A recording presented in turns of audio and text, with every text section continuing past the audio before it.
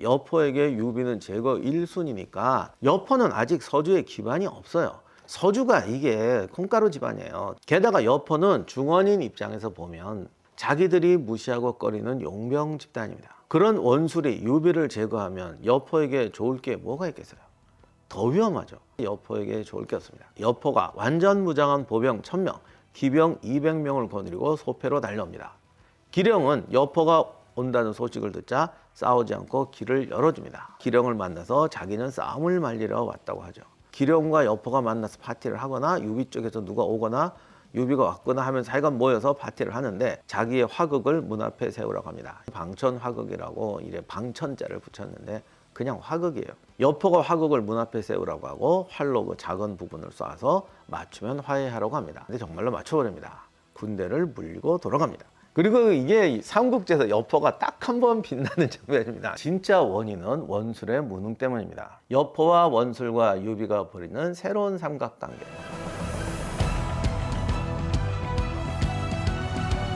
안녕하세요, 윤영환입니다. 삼국지의 독자를 사로잡은 두 개의 화살. 오늘은 두 번째 화살편입니다. 그런데 이 두 번째 화살 날아가기 전에 화살이 좀 많이 날아다니네요. 여포의 방해로 원술은 유비 공격에 실패합니다. 유비는 또 이렇게 살아남습니다. 정말 유비는 최강의 운입니다. 그런데 사실 유비가 운이 좋은 게 아니고 이것도 다 따지고 실력입니다. 진짜 실력이에요. 그런데 문제는 오늘 하는 이야기에서 유비의 활약이 많이 사라지는데 아무래도 소설 삼국지가 유비를 성인군자로 묘사하죠. 게다가 이 제갈량, 초히트작 제갈량을 위해서 제갈량이 등장하기 전에 유비는 착한 양심만 있고 두뇌는 좀 없는 사람으로 나옵니다. 그러다 보니까 유비가 그냥 가만히 있어야 돼. 가만히 그냥 이 하늘이 도와줘서 가만히 있어야 돼요. 착한 마음만 품고. 그런데 유비 이미지 생각하지 않고 이거 사실대로 정리했으면 정말 기가 막힌 이야기인데 이게 많이 죽었습니다. 자, 유비는 좀 이따 얘기하고 원술로 돌아오면 기령이 패배한 뒤에 회군한 뒤에 원술은 뒤늦게 자신의 바보짓을 깨닫습니다. 그리고 여포에게 사돈을 맺자고 제안합니다. 여포는 솔깃합니다. 이런 거 보면은 진짜 원술이 더 바쁜지 여포가 더 바쁜지 모르겠어. 떡 보고 홀랑 넘어오는 사람하고 떡 보면 홀랑 넘어오는데 떡을 안 주는 사람, 누가 더 바본가요? 아무튼 여포는 솔깃합니다. 황제의 사돈이 되는 판이니까.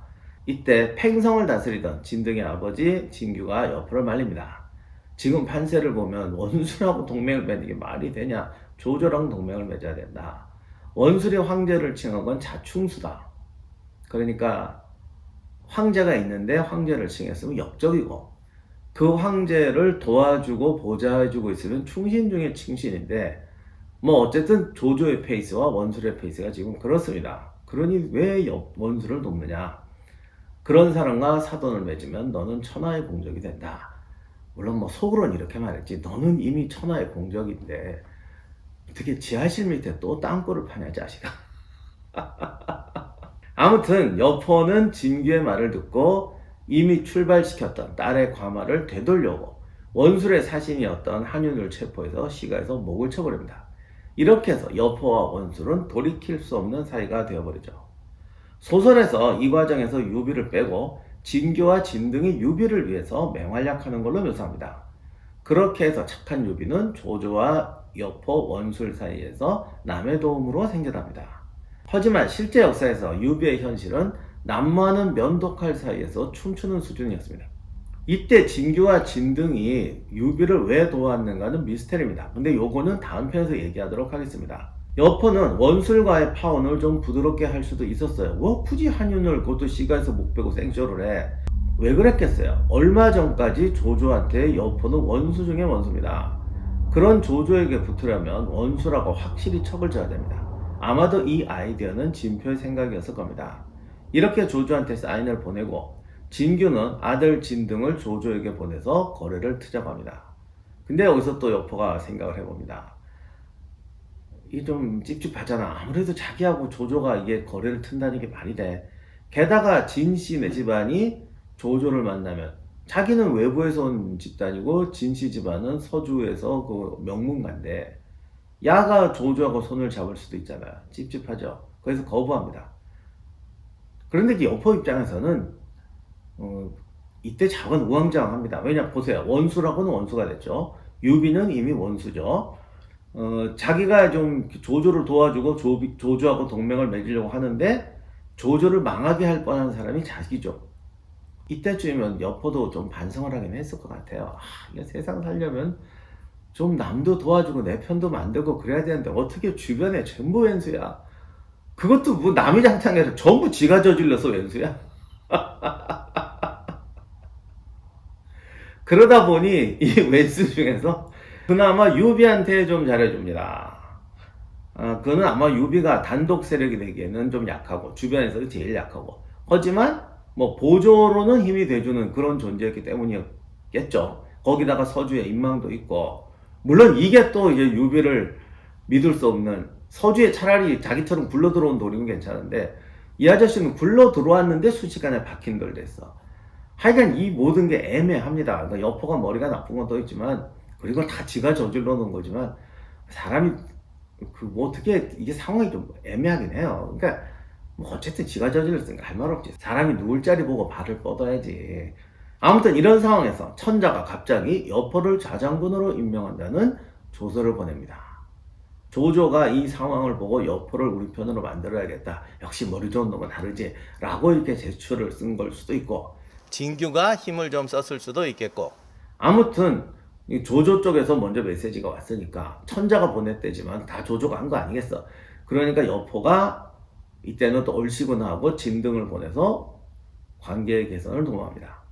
그런데 진등은 조조한테 가더니 여포의 예상대로 여포를 제거하자. 내가 돕겠다라고 조조와 미력을 맺습니다. 이때 진등이 왜 그랬을까? 진등은 원래 유비를 서주자사로 이렇게 세운 세력 중에 하나였는데 어쩌면 이제 유비한테 이제 실망을 해갖고 재밌고 가다가는 큰일 나겠다. 그랬을 수도 있고 뭐 어쩌면 자기 자신도 야심가였으니까 뭐 상황이 이렇게 됐으니 어차피 유비도 이용할 거였는데 지금은 조조를 이용하자 이렇게 했을 수도 있겠죠. 아무튼 요것도 다음 편에 다시 자세하게 얘기하기로 하고 일단 여포에게 집중하겠습니다. 여포가 파혼하고 한윤까지 죽이니까 당연히 원수는 분노합니다. 전력을 기울여서 여포를 공격합니다. 이때 원술에게 아주 훌륭한 오른팔이 하나 있었는데 바로 양봉과 한섬입니다. 그러니까 이가 곽사에게서 천자를 탈출시키고 조조한테 왔다가 또 조조한테 채이고 하여간 이래저래 채워가지고 원술한테까지 와 있었는데 이때 여포가 머리를 써서 양봉하고 한섬에게 편지를 보내서 원수를 배신하라고 합니다. 원래 양봉하고 한섬 여포에 다 그 동탁내 집단이 있었던 거고 뭐 서로 아는 사람도 있었겠죠. 그러니까 하여간 줄이 다 가지고 배신하라고 그럽니다. 원술과 여포의 대군이 딱 마주쳤는데 접전이 벌어지기 직전에 갑자기 양봉과 한섬이 뒤에서 원술의 주력 부대를 칩니다. 이렇게 돼서 원술은 대패하게 되죠. 아마도 이 패배가 원술의 몰락의 결정적인 원인이었던 것 같습니다. 원술은 당분간 더 생존하기는 하지만 이제 거의 힘을 잃고 뭐랄까 망할 날만 기다리는 그런 상태가 됩니다. 여포는 양봉의 도움을 받아서 승승장구합니다. 수충까지 침공하고 영역을 막 넓히죠. 이렇게 막 신이 나는데 방랑자 양봉이 딴 생각이 듭니다. 여포는 천하의 공적 이전에 이미 신뢰를 잃을 만큼 잃었어요. 얘한테 배신 안 당한 사람이 없잖아.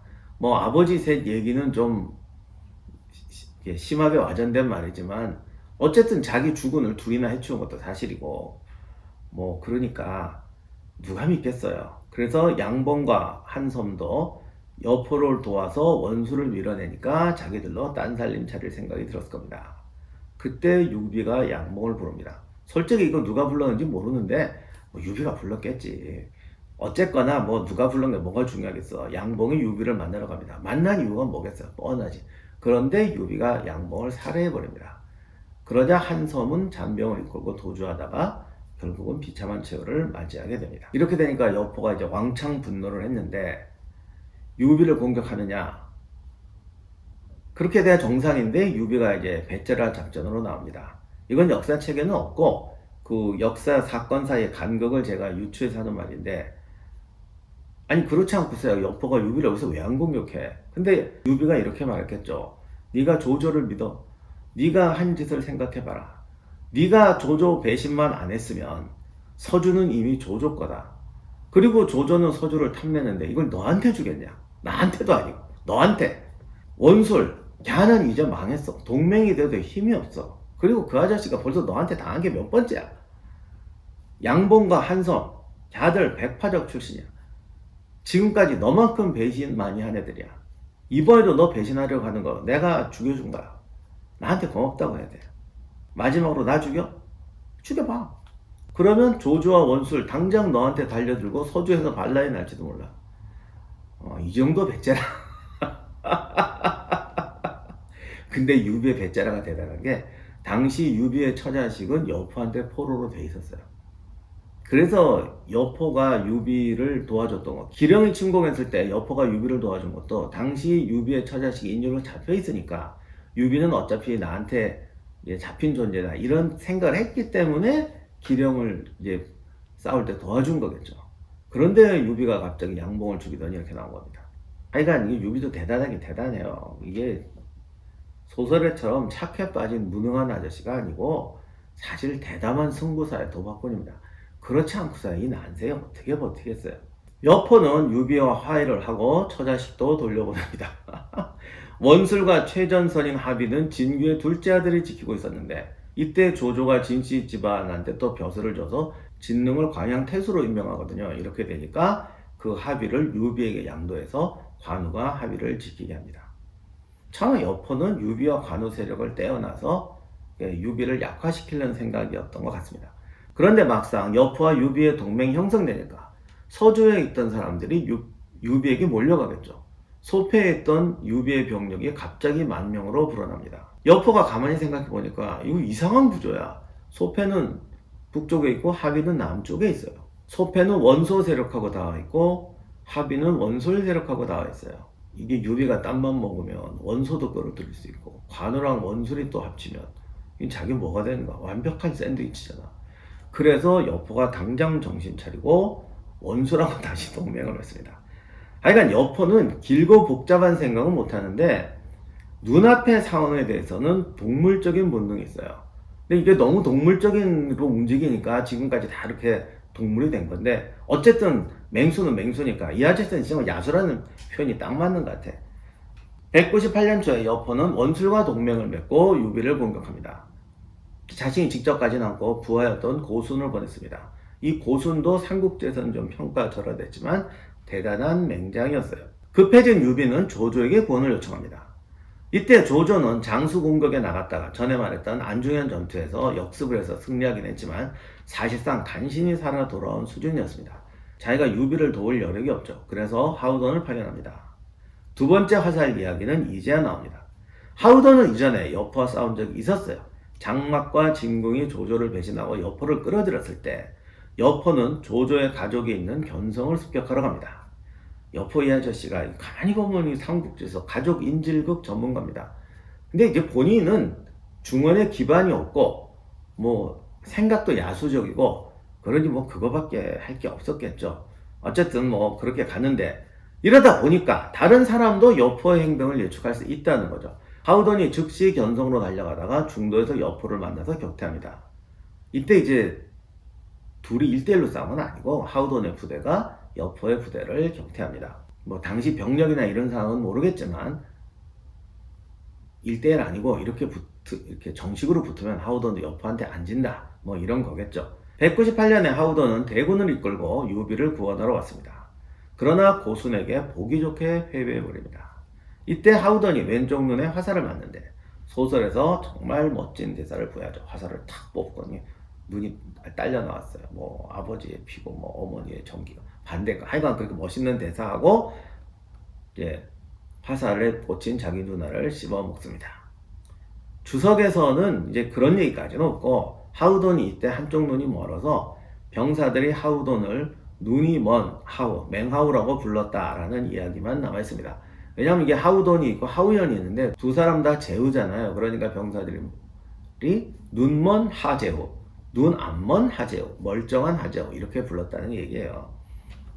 하우돈은 이 별명이 싫어서 매일 거울 보면 거울을 집어던졌다 뭐 이런 얘기도 있는데 이제 눈에 부상을 입은 건 확실한데 눈이 멀은 거는 좀 과장된 얘기 같습니다. 사실 화살이 이게 눈으로 들어가면 뇌로 박히는데 뭐 기적적으로 뭐 쓸 수도 있겠죠. 뭐 그럴 수도 있겠고 뭐 아니 근데 그저 모세 다얀도 저기 한쪽 눈이 멀긴 했지만 그건 이제 망원경 깨져고 유리 조각이 바뀐 거고 화살이 아무리 멀리서 날아서 힘이 떨어져도 그렇지 뭐 아무튼 뭐 눈에 여기 뭐 눈 근처에 맞을 수도 있고 눈에 이렇게 스치고 지나갔을 수도 스치고 지나갔어도 눈이 멀긴 하니까 눈이 멀 수도 있을 느낌이 있는데 뭐 이렇게 뽑아가지고 뭐 갑자기 뭐 아버님 어머님 이러고 이제 그거는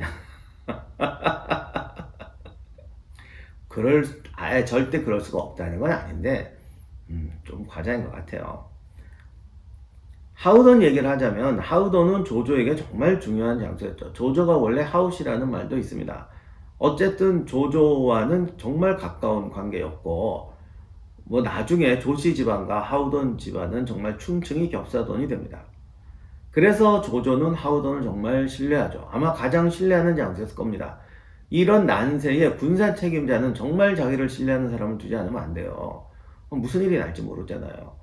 그렇기 때문에 하우돈을 신뢰하고 하우돈은 가장 권위 있는 장소였지만 솔직히 맹장형은 아닙니다.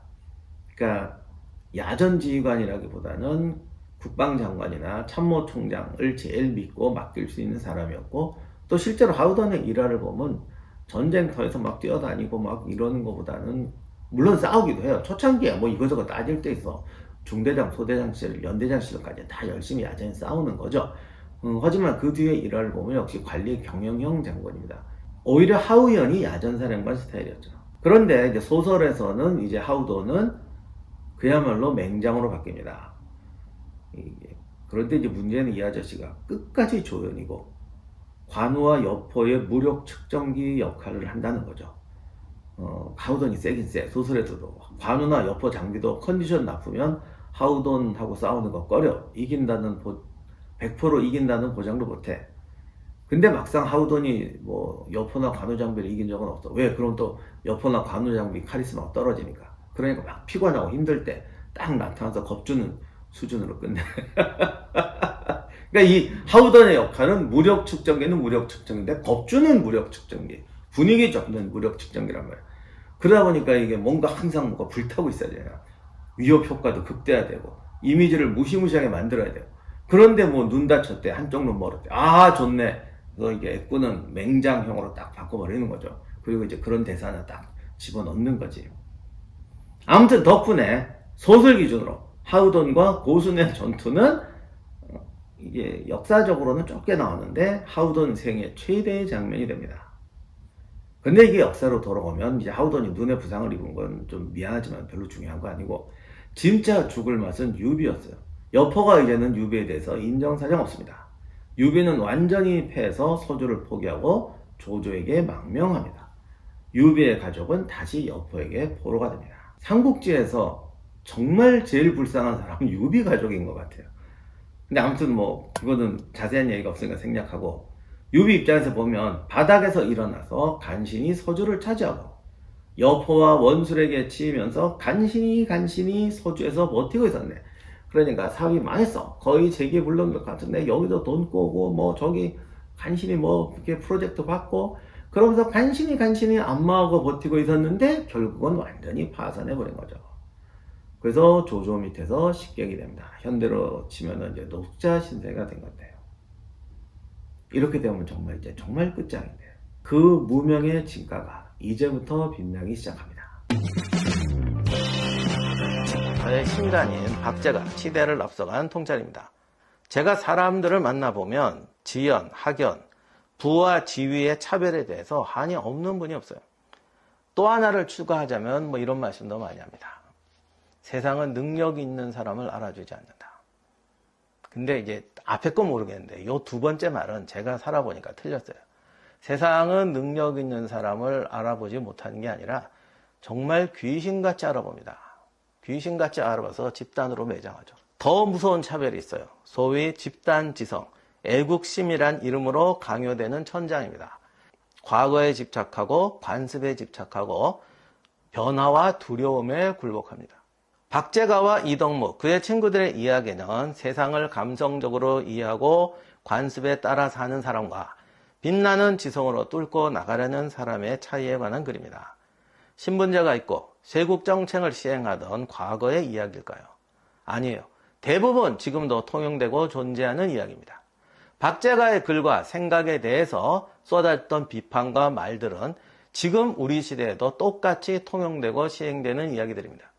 역경을 뚫고 일어나는 인간 승리라는 관점에서도, 세상을 꿰뚫는 지혜와 성찰이라는 관점에서도 여러분에게 이 책은 추천드리고 싶습니다.